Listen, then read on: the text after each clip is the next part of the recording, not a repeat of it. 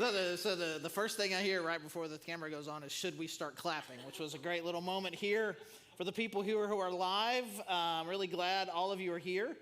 If you are here in the room, double props to you. I don't know can you give out points? I don't know if I can give out points on Mondays or not, but I give out people on points.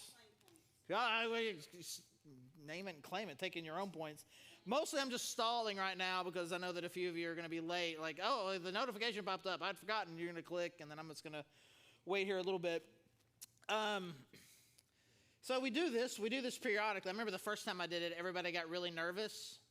They got really nervous, like I was going to resign. And I almost feel like that we should put that as a tagline for every time we do a town hall. We're doing a town hall coming up in August. Charlie is not resigning. And so anyways, I'm still not resigning. But we do these periodically, and because we spent, like, in my brain, and it's just kind of the passion and the drive of our church is that we anticipate that any Sunday could be someone's first Sunday. And you don't want someone's first Sunday. You know, you're trying to get this friend, you're trying to get them to come with you for a while, and you finally get them to come to church, and that happens to be the time where we just talk business for 30 minutes.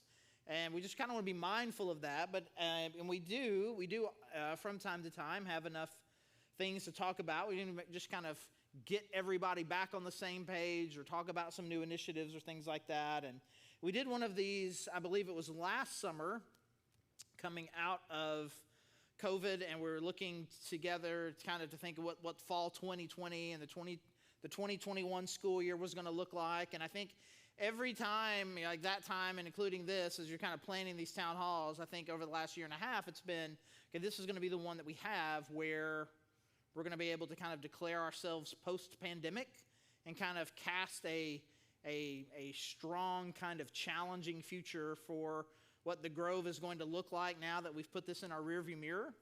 And honestly, there was a point where I felt like last spring we needed to talk about this, and then it's like I just kept waiting. It's like, well, let's just push it back. Let's push it back, push it back, push it back, and then the world fell apart again. And so here we are again in August of 2021, still in a place where there just seems to be a lot of uncertainty, and there's obviously a lot of that uncertainty just in our own lives and the businesses that we run or that you work for or whatever. There's always just a lot of uncertainty. And as I just think back on these last, I guess it is getting close to 18 months now. 18 months we started talking about it, so I guess it's 17 months since the lockdowns and those things started happening. One thing I appreciate is I just want to commend everybody. I mean, especially our staff who's here in the room, and the leadership, but really everybody, just the amount of patience and flexibility that I feel like everyone has demonstrated through this. I mean, I just heard a story just late last week of a church of significant size in Northwest Arkansas that is this close to an entire church split. It's a large enough church where they kind of are able to have significant factions from both factions, and the pastor can't win because he's going to upset somebody, or you can just kind of hide in the middle and upset everybody. And it really is just kind of a difficult thing. And that story is not a story in isolation. It's not a singular story. Families can be torn up by this. Friendships have been torn up by this. And I really do. I just appreciate your flexibility with us, your patience with us. I'll be the first to admit that, we're not perfect. We haven't handled all of this perfect. But then again, I say that, and it's like, how can you be when there are so many very different definitions of what is right and the right thing to do? And so I know, and I've heard this firsthand, sometimes secondhand, that sometimes you've been frustrated that we have not done enough, or that we're doing too much in the area of restrictions or holding things back or whatever. But by and large, I mean, I do really appreciate that it really has not. I don't feel like this has really affected kind of the core DNA of unity that our church has. And even as you are kind of processing it still yourself, I just want you to know, I just want to keep saying this. I've said it a couple of times on Sunday. I want to say it here in this moment too, is that I see your frustration. I understand your frustration. I am with you in that. It's not that any of you in particular are frustrated and me or the elders or the trustees or the staff that we're just having a great time. I mean, it is all just very frustrating. And but again, I just encourage you and thank you for not making it something that's divisive. And so there was a sense in which that right all the way up until this Delta variant hit, that this town hall, its theme was going to be about, hey, I know it's been a crazy 15 months, 16 months or whatever, but now's the time we're like back. We got to shake off all the cobwebs and the rust and everything, and we got to come all the way back.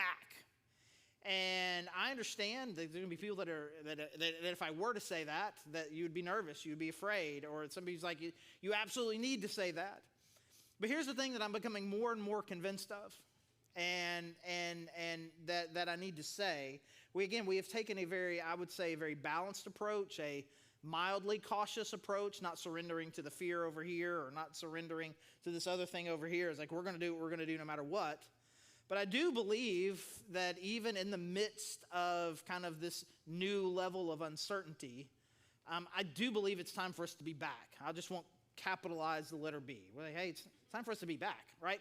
And there's a passage that really even just came to my mind just today in Hebrews 10, where, this church is going through a trial, and he's just kind of explaining, he's trying to encourage them in the midst of all of this. And in the process, kind of in Hebrews chapter 10, he says this to them and kind of gives them three charges, kind of with this let us. He kind of has these three things that, because even though we're going through this challenge, here are the three things that we really need to do. And in verse 22, he says, let us draw near to God with a sincere heart and with the full assurance that faith brings. And so what he's saying is no matter what's going on around us, let us continue to be the type of people who are drawing near to God, that our heart, our faith, I still trust God. My trust, my faith is not tied up in anything out there. I am going to draw near to God. And kind of with that comes the second one, verse 23. Let us hold unswervingly to the hope we profess, for he who promised is faithful. So I draw near to God with my faith. I believe in him, and the hope that he offers, I'm not going to allow to shake me. I'm not going to allow any instability out there become instability in here, or certainly instability between God and me. And then the third, verse 24, and let us consider how we may spur one another on toward love and good deeds, not giving up meeting together, as some are in the habit of doing, but encouraging one another. So I'm going to draw near to God in faith.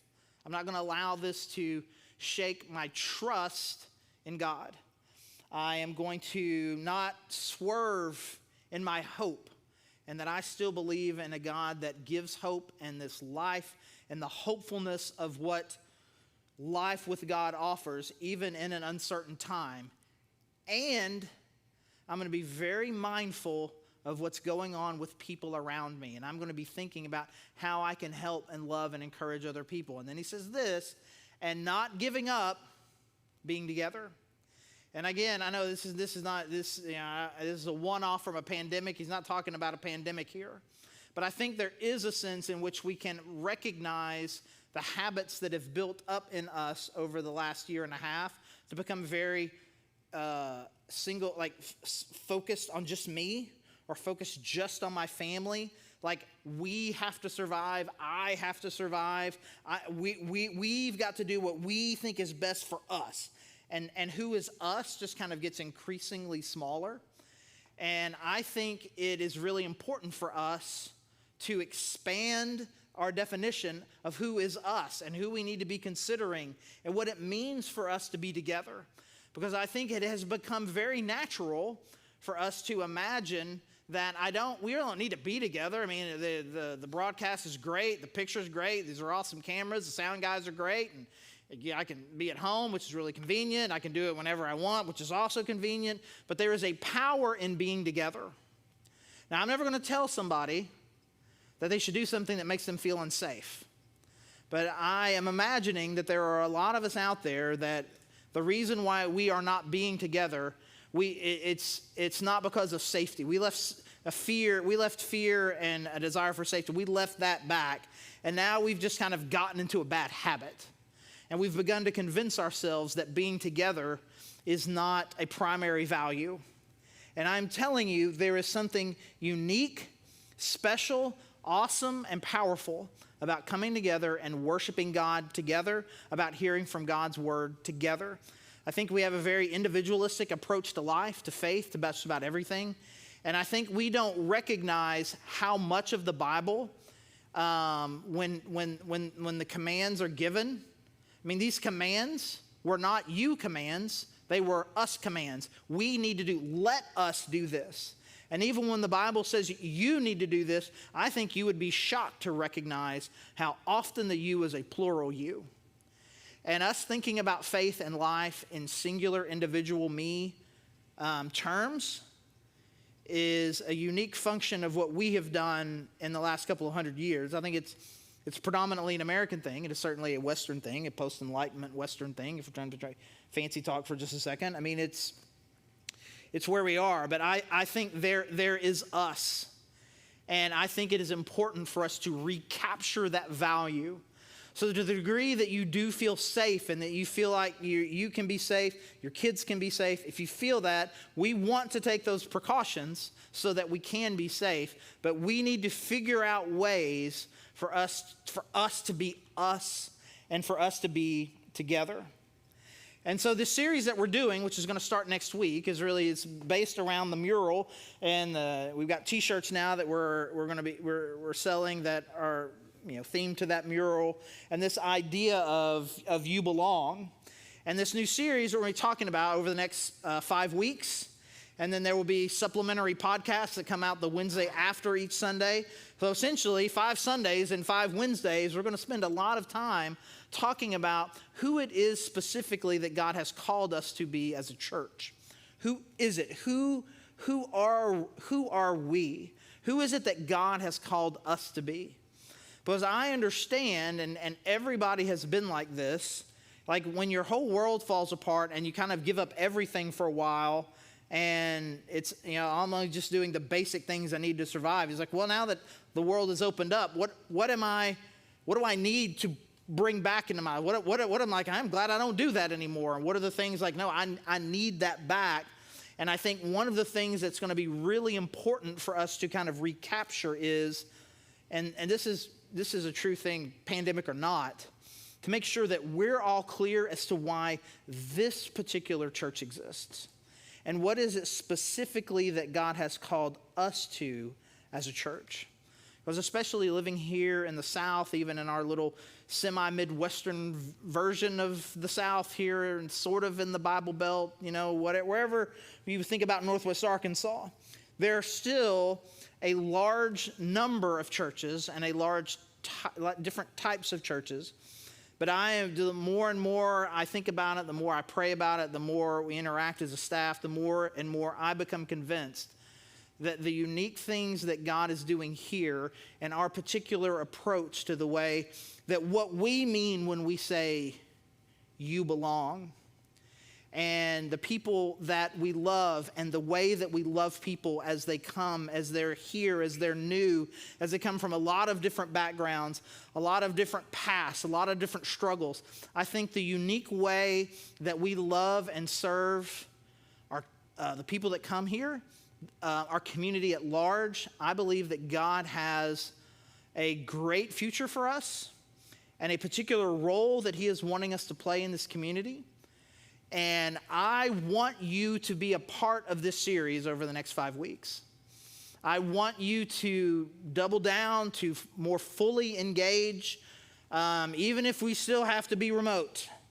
I want you to fully engage with this and to capture for the first time if you're relatively new, or recapture if you've been around for a while, what it means, who we are as a church. And I'm really tempted right now to tell you everything that we're doing in the series. And I don't mean to be like a trailer or a teaser or anything, but I don't also want to say things twice. But I really do believe that when we say you belong, when we say that no matter who you are or where you're coming from or what's going on with you, you can have free and open access to the love of the gospel, we mean something unique about that has allowed God to carve out a really important place for us here in this community. So I want you to grow in your belief and your passion about that. And so I just encourage you to spend the next 5 weeks.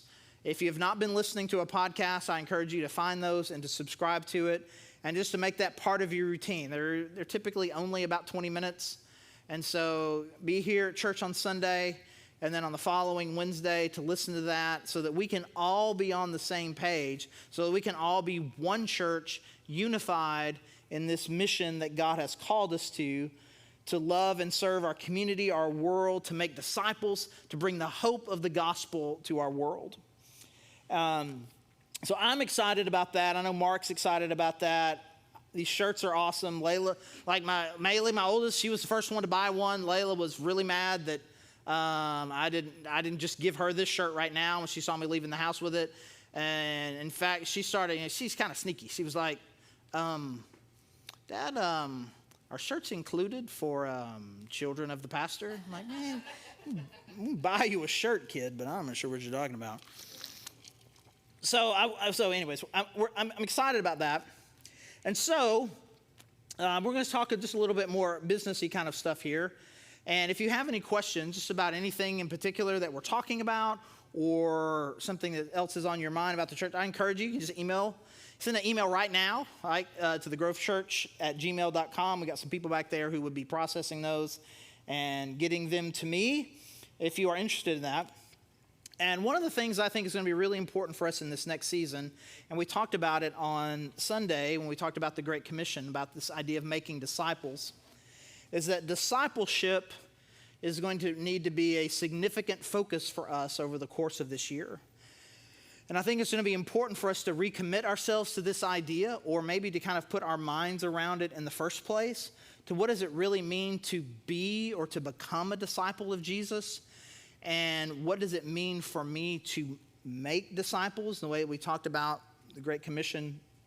I guess it was just yesterday. I was going to say last Sunday, but that was yesterday. That's kind of how Sundays and Mondays are for me. It was like 4 days ago, Sunday morning, but in fact, it was just yesterday. And so to really have a discipleship focus. And so I think for us, it's going to be important for us to have a little bit of clarity as to what we mean by that, because you go to a lot of different churches, ministries, they say we want discipleship. We mean a lot of different things. And so we're trying to kind of narrow our focus to make sure that we're all really clear on what that means. And the first piece is there are just certain things that you need to know and understand about Jesus, about God, about life, about the Word. There's just certain things that we all need to know. And if you've been around with us for this series that we did in the commands of Jesus, we started with that passage where it says, the one who has my commandments and keeps them is the one that loves me. And there really are two aspects to that. We go straight to obedience, that I'm obeying the commands, but you can't keep the commands if you don't know the commands. And so it is going to be really important for us to make sure that we are pursuing learning more about really what it means to be a Christian. Sunday morning obviously plays a role in that. Our small groups play a role in that. I think getting involved in some sort of mentoring relationship is involved in that. The women's Bible studies that they do really have kind of a learning focus. We've got some men's discipleship groups that are starting up in the next couple of weeks that really have this kind of learning depth understanding focus. Because by and large, our Sunday mornings tend to be more practical, a little more inspirational, a little more, not about knowledge, like learning facts, but more just about how these facts apply to life. And I think it is important for us to also have some avenue where we are making a commitment, whether it be through a Bible reading plan, through a one-on-one relationship, through some sort of small group, to have a commitment to growing in my knowledge and understanding of God's Word. But then, and to some people, that's all that we mean by discipleship. But, that's not it. I mean, the book of James, the entire book of James really kind of is built around this idea.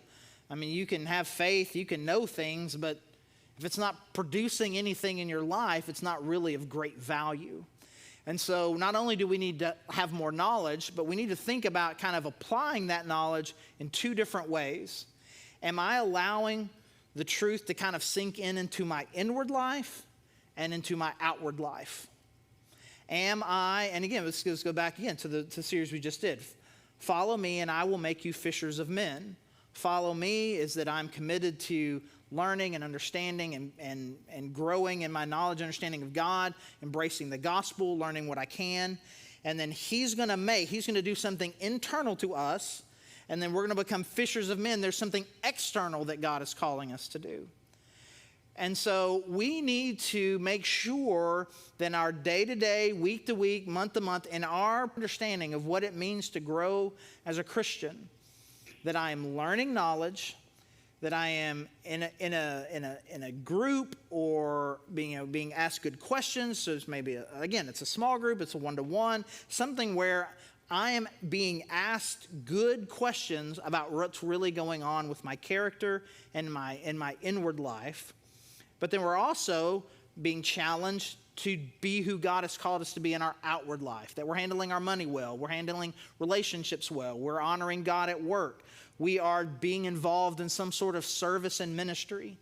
So I want us to think this year, and you will hear this in different contexts, in small groups. If you get involved in one of these discipleship groups, you probably hear some of this on Sunday morning, to really be thinking about these three primary categories of your personal growth and your personal life of just, am I growing in my knowledge and understanding of God's Word?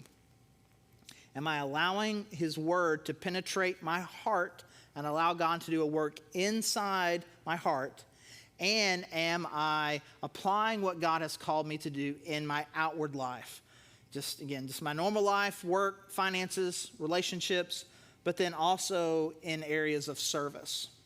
And so I would encourage everybody who is hearing this, whether you're here live in the room, you're hearing it online, or you're going to watch it a little bit later, I don't care, to write those three things down and to make a personal plan to say how you plan this school year to grow in all three of those areas.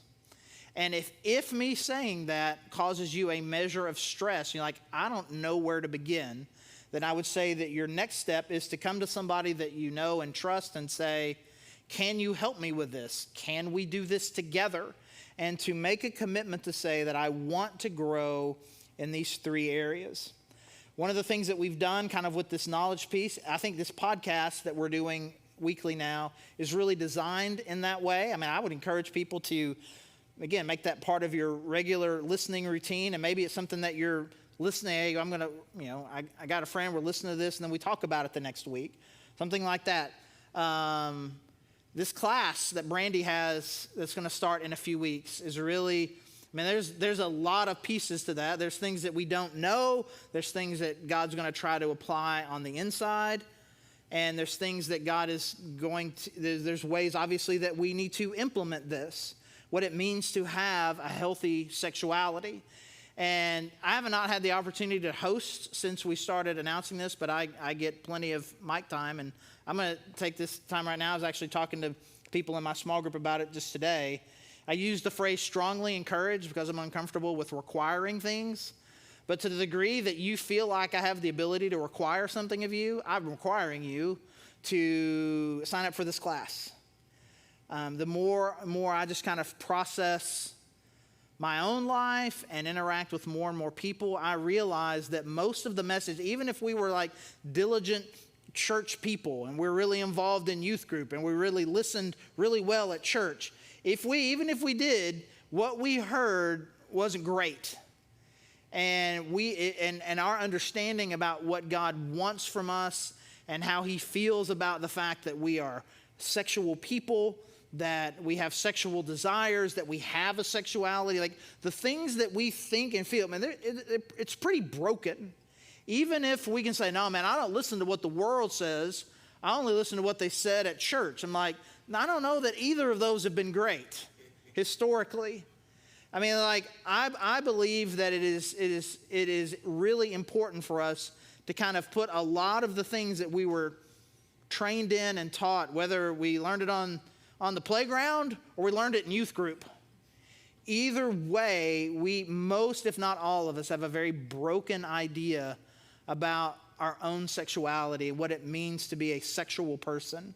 And so whether you are single, engaged, married, been married a long time, this is not you being a part of this class isn't you saying, okay, I'm married and it's not working in my marriage, and so I hope you come to this and we're going to figure out how to make this work better. And obviously, if we learn what God has to say about sex, and we allow God to do a transforming work in our heart and mind, it will manifest itself into a healthier sex life in our marriage. But whether or not you perceive of yourself as needing that, my perception of most, if not all of us, is that we need a better understanding of God's perspective on our sexuality. And so I've been pretty impressed. We have almost 60 people already signed up. And growth people don't sign up for things. So I think this is going to be pretty wild. And so we got a couple more weeks even still. And so I'm incredibly excited about what God is going to do in our hearts and in our church by kind of helping bring some much needed clarity and perspective about this. Because one of the things, and Brandy and I have been talking about this a lot over the last several months, and that it's just become more and more apparent to me that the two things that are undoing people more than anything are money and sex. And by no coincidence, those are the two things that the church is the most afraid to talk about. And I think you will experience over the course not only of this year, but over the next few years, a change in that we will spend a significant amount of time on Sundays and in extra classes, small groups, talking about these two very crucial issues. So I just encourage you to sign up and be a part of that class. Now, I want to clarify something that happened over the course of the spring into early summer.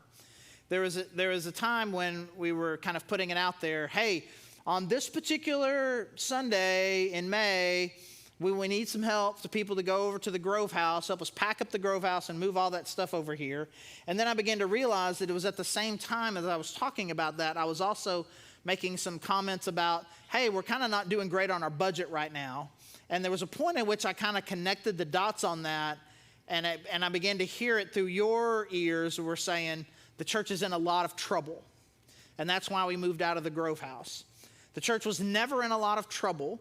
Giving was down a little bit over the last year, during COVID year, but not near to the degree that other churches were. I spent a lot of time researching this, talking to other pastors, even people in other communities, and that by and large, the most common number out there is that most churches' giving had shrunk to about 40% of what they needed and what their usual giving was.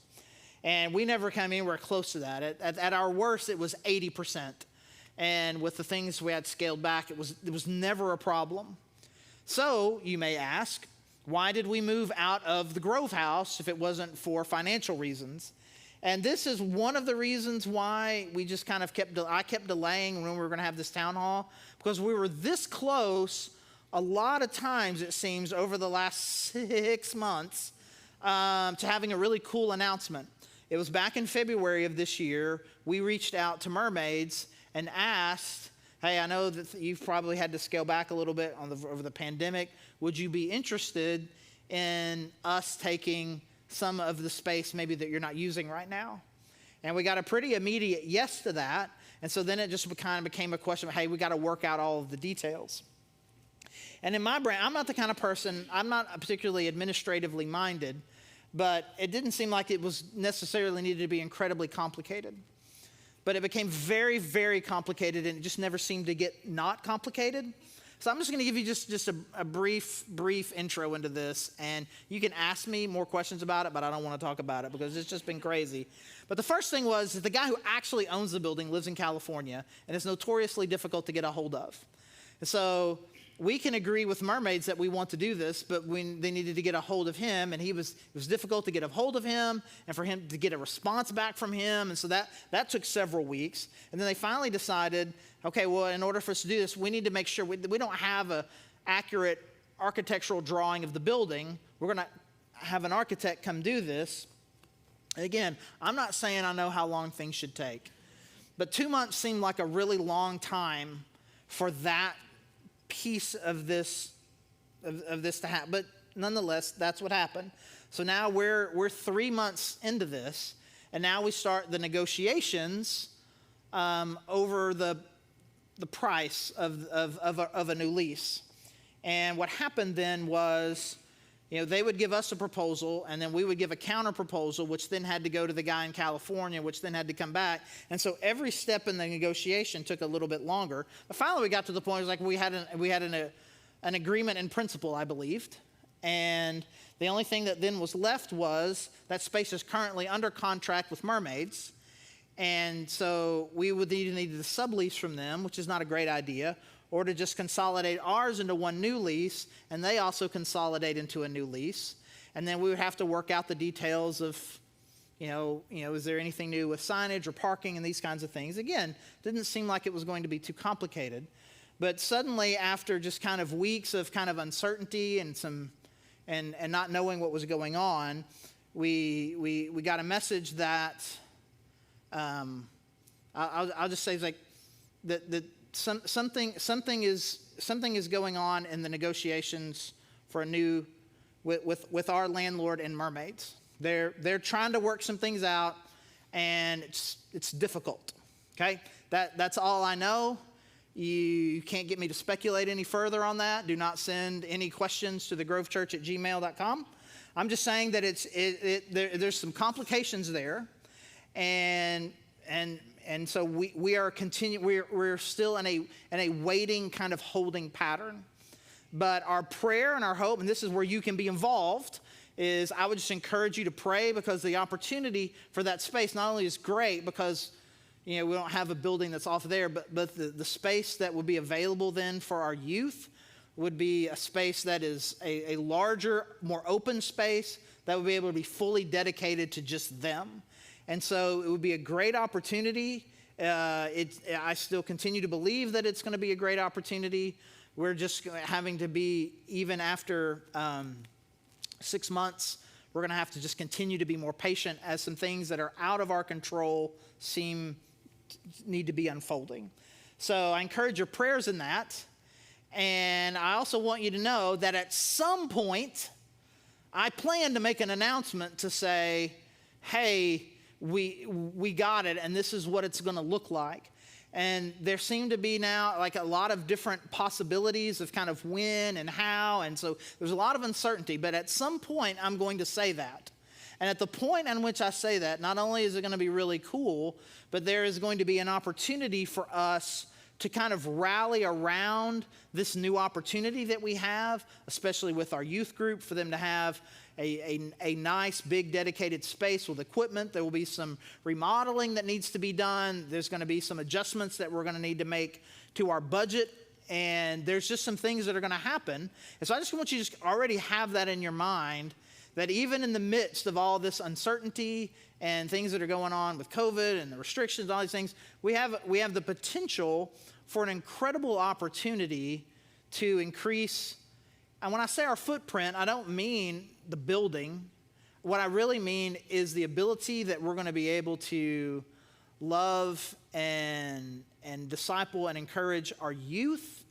And it's just going to give us some other opportunities with our Grove Kids ministry. It's going to give it really is going to open up some new great things for us. Again, assuming that it all works out. And so I just want you to go ahead and have that in your brain, because there will come a time when there's going to be a number associated with that, both in our regular giving and maybe some one-time giving that I want to put out there. We increased our weekly need budget already with some anticipation of this happening, and it still hasn't, obviously. And so we're not quite to the point now, like in our regular weekly giving, that the fact that we're not hitting that new number is not a problem right now, but it can potentially become one as we just kind of think, man, because of this great opportunity that we have to invest in our kids and to invest in our roots, our youth group, it's going to be really important for us to kind of take a next step.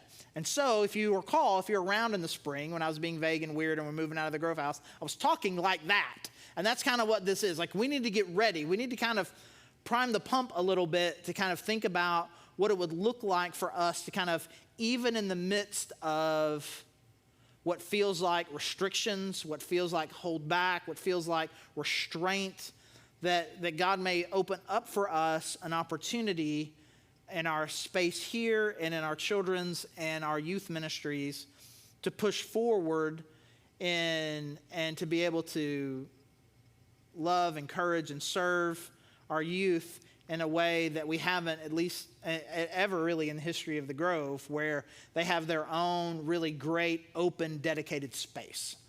And so be praying for that, and then be anticipating a follow-up challenge at some point over the next several months, where we're encouraging you to consider one time or a change to your regular giving in order for this to happen.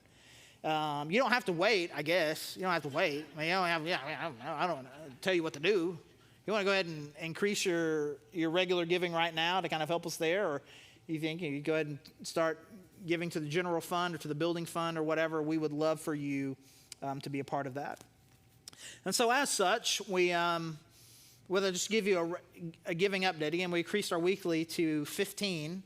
And we've been averaging, by and large, about 12, which is about $3,000 a week short, which is not, which over time can add up. But summer's weird like that. But then we also have some large one-time gifts that will come in, and we had a really significant one-time tithe come in just this week, which pretty much eliminates all of the deficit, which is amazing.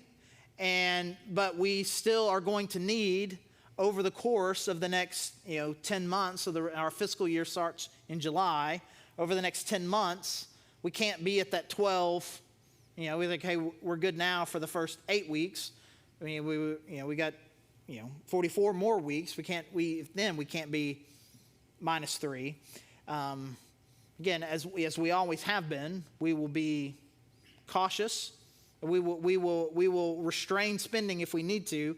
But one of the things that we wanted to do, and then kind of part of this building was part of this idea, is like, we don't want to just always be cautious and timid and not feel like that when an opportunity presents itself that we won't boldly go after it because we're not sure about money. I think there's been a sense in which I have in my own heart, and I've kind of put this out, where my desire for, again, like I said with Brandy's class, I don't want to require anything of you. I want people to give and serve, and I want it to be out of an inward drive. Like I want to do this. And so as such, there have been times where I feel like maybe I have been too restrained in saying this is what we need.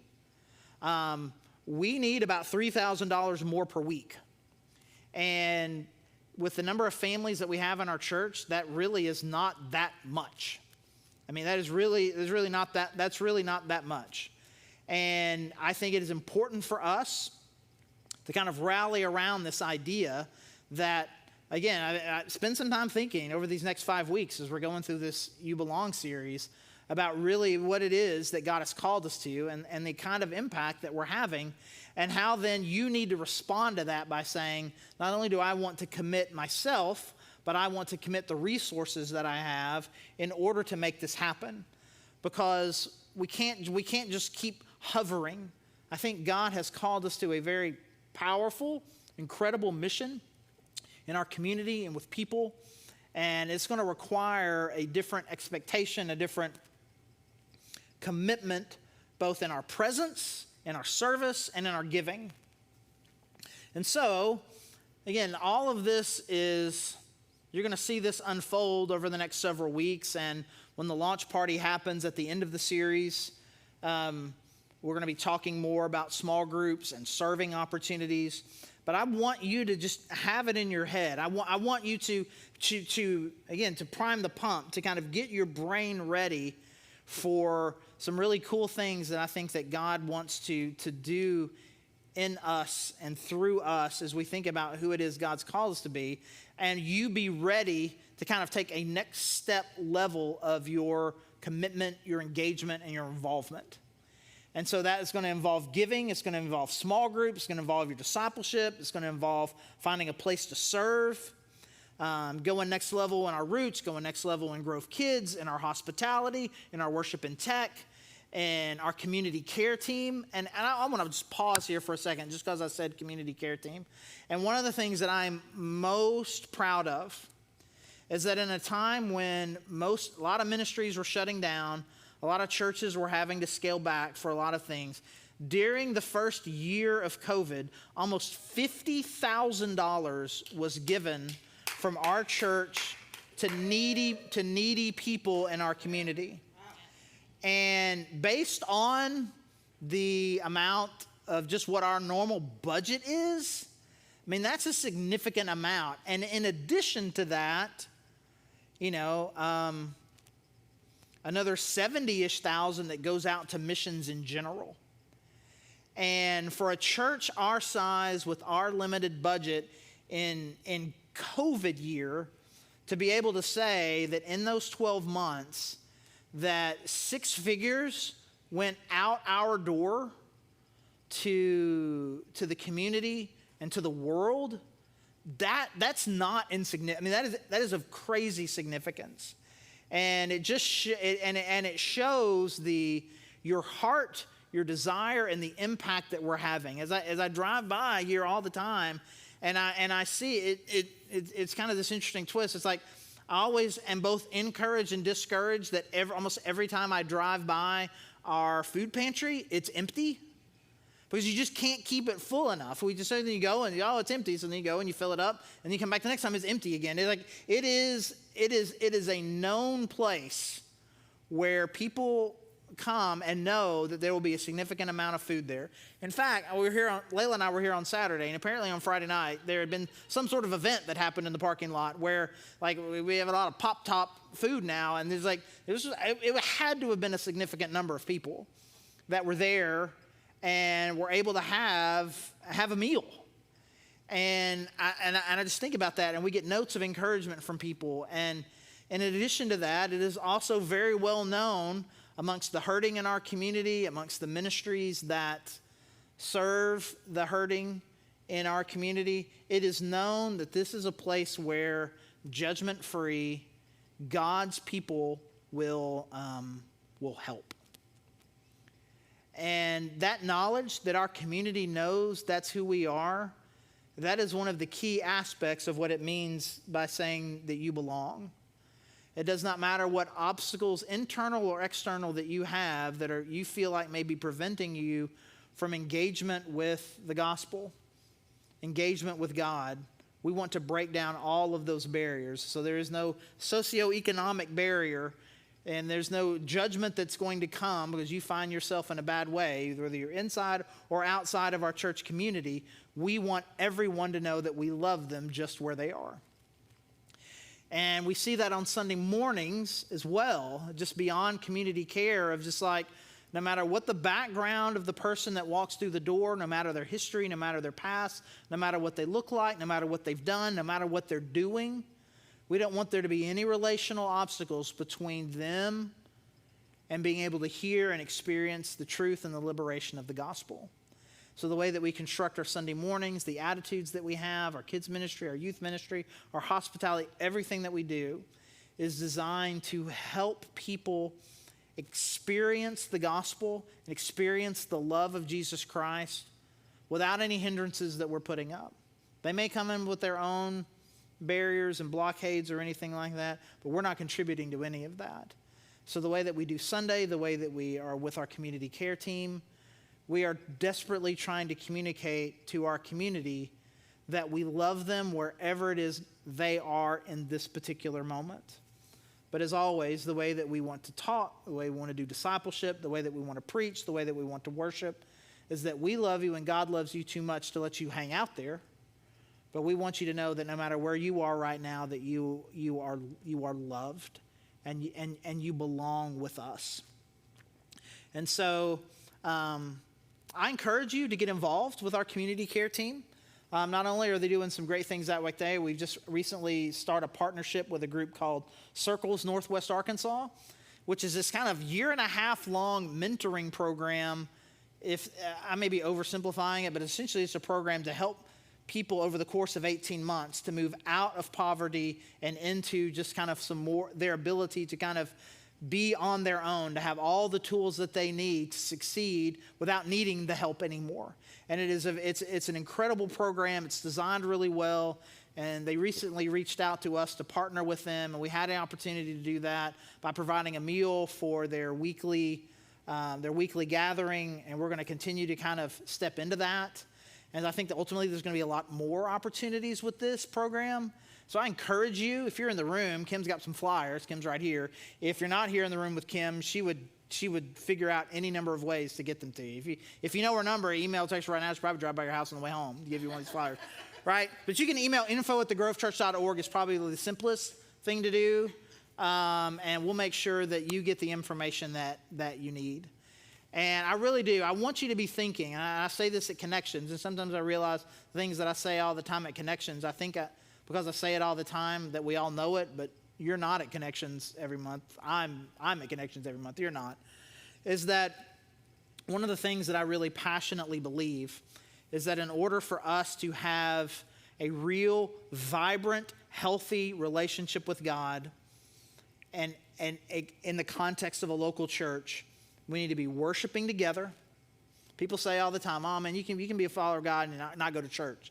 Like you can, I'm sure you can. I just don't know anybody who does, right? It's theoretically possible, but not practically. It doesn't seem to work. You need to be involved in a small group. You need to be in a place where people know who you are, know everything about you, and are connected to you. And you need to be finding a place to serve. There is no way to have a healthy, vibrant, growing relationship with God, and all you're doing is consuming, and you're not giving your life away. So I encourage, as you think about that, we want you here on Sunday. We've talked about that. You need to find your way into a small group, and you need to find a place of service. And I want you to think about your service in 2 components. So really, I guess I'm asking you to find 2 ways to serve. One is to serve internally with the church, to kind of help things that God has called us to as a church, to help those things happen. But then to find a way to get connected in a service opportunity that is outside the church. We have some, like our community care team. There are other opportunities as well. There's plenty of ways to do that. I encourage you to do that. So I guess while I'm here, I'll just go through the other 6 things that we talk about at Connections. One of them is give, right? We've already talked about that a little bit. Another one is inviting. I think it's really important. There are people here. We are living in a time when people are hungry for people that have real answers to life's real questions. And that's one of the things that's really important to us. We're going to spend an entire Sunday in our You Belong series just kind of talking about that. We're not trying to give simple cookie cutter slogan, catchphrase answers to life's questions. We want to really just kind of help people understand the real challenges and the things that we experience and the hope and the life and the answers that God gives. And I'm telling you, there are people in your life that are ready for that. They're just waiting for you to invite them. I know it's difficult sometimes to believe that, but I promise you, there are people in your life that are just waiting for the invite and would gladly come with you here. And so the sixth one is it's protect, which we talk about. Protect the reputation is really kind of what we mean by that. And the way we say it is like, if you're going to go out here, you're going to put on a You Belong shirt, man, don't be a jerk, right? I'm going to get the Grove stickers and put a Grove sticker on my car. Don't be a jerk. You can't flip people off in traffic anymore. I mean, it's happened to my wife, right? And I used to, somebody cut in front of her, and they had my boss is a Jewish carpenter, and all sorts of little church stickers, all these things off, and just flipped her off as she went by. She took a screenshot of it and sent it to me. He's like, guess who flipped me off today? And like, it's great. I mean, it's great day. Thanks for doing that for all of us. But I think sometimes we don't think about the fact that in our lives that we are representing Christ. But every day, every interaction that you have, you are representing Christ. Be that interaction in traffic or be that interaction in your social media. Okay? You represent Jesus. You ever read an article and you hear something about some church, some pastor, somebody did something, you're like, ugh. You just want to disassociate yourself from them because it's like you want people to say, no, that's not real Christian. I don't know what that is. Don't associate that with us. Unfortunately, we don't have that freedom. We have to associate. They were part of the team. And I'm just saying, you don't want to be that.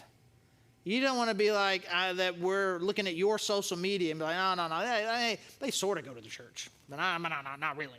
Like, we just want to think about in the way that we talk, the way that we drive, the way that we live, the way that we interact in person, the way we interact online, that we are honoring and protecting God's and His church's reputation well. And so those are kind of the 6 things. And so as we imagine what it would be like for us to kind of fully be back, to fully re-engage, to fully experience what it is that God has called us to do and be as a church, be thinking about those 6 things. And I'd encourage you again to come and be a part of these next 5 weeks and make a commitment in these 5 weeks to be here on Sunday and to listen to that podcast and just allow God and Mark and I to just kind of talk and just and unite us in this awesome mission that God has called us to. I should have planned this better because I've got this one other thing that I wanted to bring up, but I should have ended it on the inspirational note. But I've got this one other thing that's kind of on there. I don't know if you come here to church and you notice how terrible our landscaping is right out there. We need some people who are good at landscaping, who are or maybe not good at it, but just willing to kind of come out and just kind of help us just kind of bring some order to that nightmare out there, because nothing says you belong like overgrown weeds. And so if you're willing to do that, again, info@thegrovechurch.org, and just let us know. We would provide you the resources that you need. We just need somebody who is both talented and willing, maybe just willing, to help us with that. So as always, I mean, I think if anything, I want this to kind of be like, again, we're just kind of preparing you for what I think is going to be a really cool 5 weeks for us as a church, as we think about what God has for us and kind of what's next. I want you to be ready for that. I want you to be ready for, I think, some really cool opportunities that are going to present themselves. I want you to be thinking about this kind of next level of engagement, what that means for you. And if you've only been here a couple of months, or you've been here as long as I've been or longer, what next level engagement for you is going to be different for each one of us. But as you think about those 6 things, you think about giving, you think about serving, you think about all these different things that God has for us, what would it look like for you to have next level engagement in this awesome mission that God has for us? I appreciate you guys joining us here in the room or online. As always, you have any questions, we can switch now that we're not doing this anymore. You can switch your questions now to charlie@thegrovechurch.org. I would love to hear from you and be able to interact with you about anything that we talked about. Thanks again for joining us. Have a great week. We'll see you Sunday.